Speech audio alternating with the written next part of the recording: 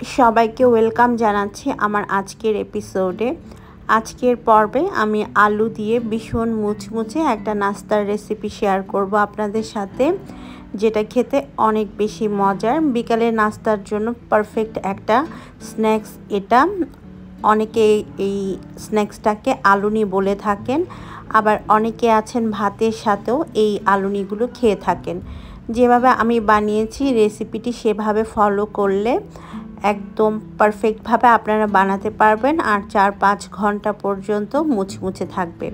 চলুন পুরো রেসিপিটি দেখি। এর জন্য একটা বড় সাইজের আলু আমি খোসা ছাড়িয়ে নিয়েছি। এখন এই আলুটাকে পাতলা স্লাইস করে কেটে নিতে হবে। কতটা পাতলা রাখতে হবে সেটা আমি আপনাদেরকে দেখিয়ে দিব, তাহলে আপনারা বুঝতে পারবেন। ঠিক এরকম পাতলা করে আলুটাকে কেটে নিতে হবে। সম্পূর্ণ আলুটাই আমি পাতলা স্লাইস করে কেটে নিয়েছি। এখন এই আলুর টুকরোগুলোকে আমি পানিতে ভিজিয়ে রেখেছি। এবারে খুব ভালোভাবে আলুগুলোকে ধুয়ে নিতে হবে। ধুয়ে নেওয়ার পর এর ভেতরে থাকা পানিটাকে সম্পূর্ণভাবে শুকিয়ে নিতে হবে। শুকিয়ে নেওয়ার জন্য আমি একটা ট্রের মধ্যে কিচেন টিস্যু ভালোভাবে বিছিয়ে তার উপরে আলুর টুকরোগুলো এভাবে সাজিয়ে নিচ্ছি। এতে করে আলুর মধ্যে থাকা পানিটা একদম শুকিয়ে যাবে। সবগুলো আলুর টুকরো এভাবে ছড়িয়ে দেওয়ার পর আমি উপর থেকে আরও একটা টিস্যু দিয়ে উপরে থাকা পানিটাকেও শুকিয়ে নিব।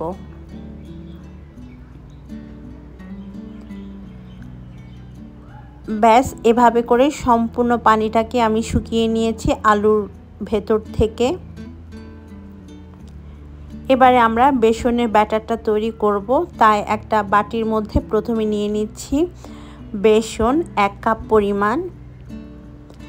এখন এর মধ্যে দিয়ে দিতে হবে চালের গুঁড়া। আমি এখানে 1/2 কাপ চালের গুঁড়া নিয়েছি।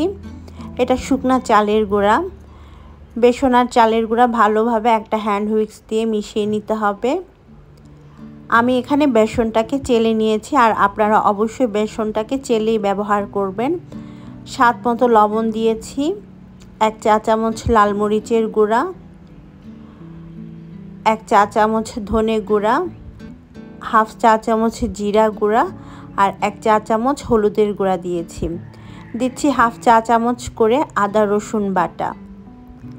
এবার এর মধ্যে আমি 1 চা চামচ বেকিং পাউডার দিয়ে দিলাম।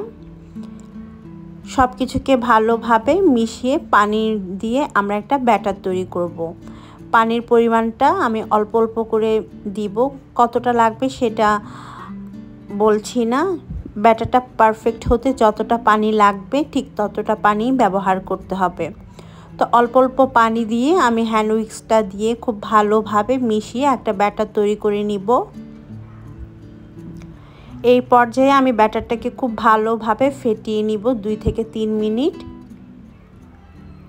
2 থেকে 3 মিনিট ফেটিয়ে নেওয়ার পর যখন ব্যাটারটা একটু স্মুথ হয়ে আসবে তখন এর মধ্যে আরও খানিকটা পানি অ্যাড করতে হবে। তারপর আবারও ভালোভাবে ফেটিয়ে নিতে হবে। এই পর্যায়ে আমি 2 থেকে 3 মিনিট আবারও খুব ভালোভাবে ফেটিয়ে নিব।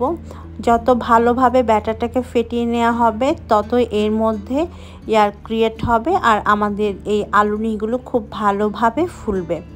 তো ব্যাটারটা আমার কাছে একটু হার্ড মনে হয়েছে বা ঘন মনে হয়েছে, তাই আমি এর মধ্যে আরও 2 টেবিল চামচ পরিমাণ পানি দিয়েছি। দিয়ে আবারও ফেটিয়ে নিচ্ছি।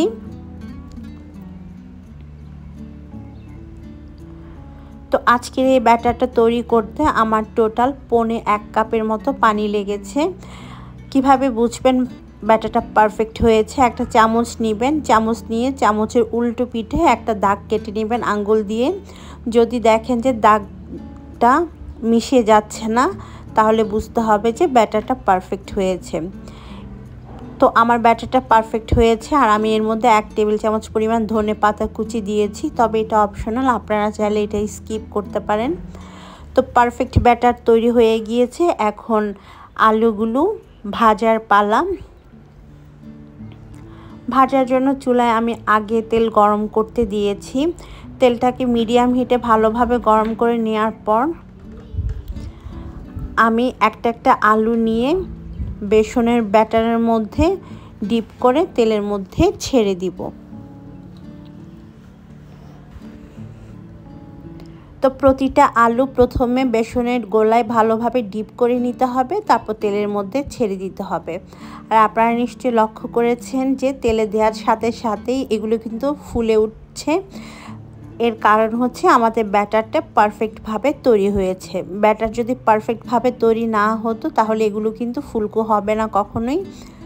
তো আমি এভাবে করে প্যানের মধ্যে যতটা জায়গা হয় ততটা আলুনি দিয়ে দিব, আর উল্টে পাল্টে গোল্ডেন ব্রাউন বা লালচে কালার করে ভেজে নিব। মিডিয়াম হিটে এগুলোকে ভাজবেন। এক পাশে কিছুক্ষণ ভাজার পর অন্য পাশে উল্টে দিতে হবে।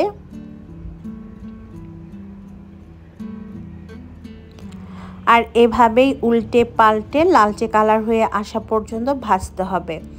দেখতেই পাচ্ছেন খুব সুন্দর একটা কালার হয়েছে, লালচে টাইপের।